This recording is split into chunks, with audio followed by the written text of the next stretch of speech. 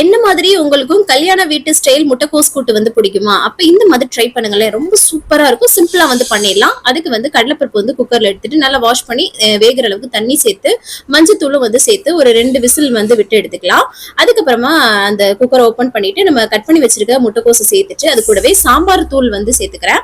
அதுக்கப்புறம் தேவையான அளவு உப்பும் சேர்த்துட்டு இதை நல்லா வந்து மிக்ஸ் பண்ணி விட்டுட்டு நம்ம வந்து வேக வச்சு எடுத்துக்கலாம். அது கூடவே வந்து பாத்தீங்கன்னா நம்ம வந்து ஒரு தேங்காய் பேஸ்ட் வந்து ரெடி பண்ணணும். அது வந்து பண்ணலாமா?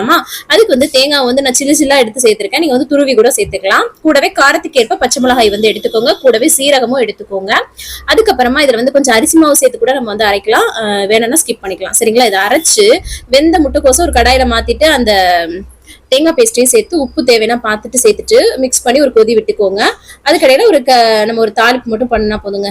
கடுகு, கருவேப்பிலை, வரமிளகா, பெருங்காயத்தூள்லாம் போட்டு தாளிச்சு கொட்டினா டேஸ்ட் அல்டிமேட்டா இருக்கும். கண்டிப்பா ட்ரை பண்ணி பாருங்க. தேங்க்ஸ் ஃபார் வாட்சிங்.